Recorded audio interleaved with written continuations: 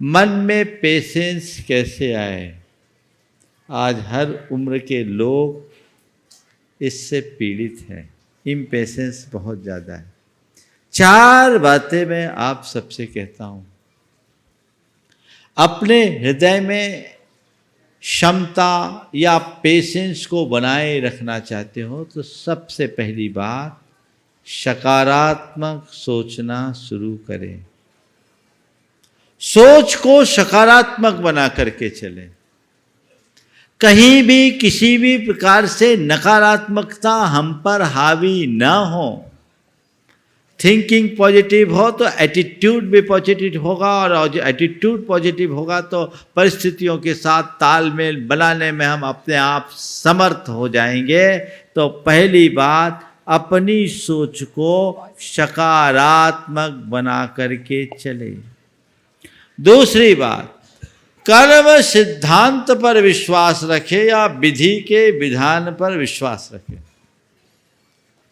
संसार में सुख दुख संयोग वियोग हानि लाभ मेरे हाथ में नहीं है, ये कर्मों और संयोगों के अधीन है। ये उलट पुलट होता रहता है। जो है उसको मुझे स्वीकार करना है, जो घटा उसे मुझे स्वीकार करना है।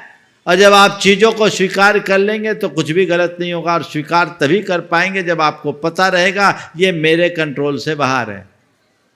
अभी आप लोग यहाँ बैठे हो, है ना, बहुत कंफर्टेबल तो नहीं होगा यहाँ।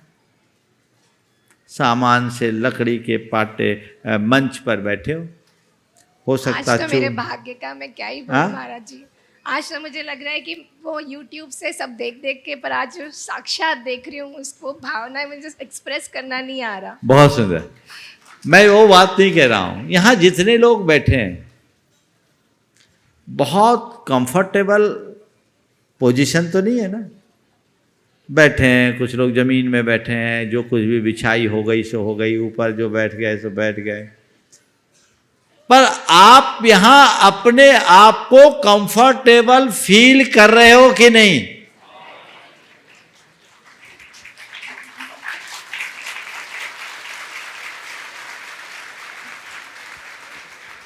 क्यों कर रहे हो? क्यों कर रहे हो? क्योंकि आपने इस व्यवस्था को एक्सेप्ट किया है। आपको ये पता है कि यही हमारा सिस्टम है। गुरुओं के पास धार्मिक आयोजनों में हमारी वो लग्जीरियस व्यवस्थाएं नहीं चल सकती। यहाँ हमें शोले में रहना है, हमारे सारी लिमिटेशंस है। तो हमें यहाँ का जो भी रूल रेगुलेशंस है उसको फॉलो करना है। आप सहज बैठ रहे हैं, लेकिन यही आप किसी के घर जाओ और वो आपको जमीन पर बैठने बोले तो बैठना पसंद करोगे? क्या हो गया? क्यों? किसी के घर गए, वो आपको जमीन पर बैठने बोले तो आप शायद पसंद नहीं करोगे। नहीं करोगे ना? क्यों? यहाँ हमारे मन ने उसे एक्सेप्ट नहीं किया। दूसरा उदाहरण है, पहाड़ पर जाते हो, पस्त होते हो कि नहीं? शरीर पस्त होता है लेकिन मन मस्त होता है। होता है। क्यों? हमने एक्सेप्ट किया है कि पर्वत पर जाना है तो पैदल जाने का ही आनंद लेना है। और ऐसे कोई आपसे कहे कि जाओ 2 किलोमीटर दौड़ लगा कर आओ, तो जब चीज़ें स्वीकार्य हो जाती है तो हमारे मन में अपने आप एक अलग प्रकार की प्रसन्नता और आनंद देती है। जो व्यक्ति विधि के विधान पर विश्वास करता है वह सब चीज़ों को अपने आप स्वीकार कर लेता है। सहज स्वीकृति, जो है जैसा है स्वीकार करे, अच्छा हो तो और बुरा हो तो। विधि का विधान, इस पर हमें ध्यान देने की जरूरत है। आपने ये अगर ध्यान में रख लिया तो आपका मन कभी दुखी या बोझिल नहीं होगा। तीसरी बात, निमित्तों से अप्रभावित रहें या प्रतिक्रियाएं कम करें, प्रतिक्रियाओं से अप्रभावित रहने की कला सीखें। हम लोग छोटी छोटी बातों से प्रभावित हो जाते हैं।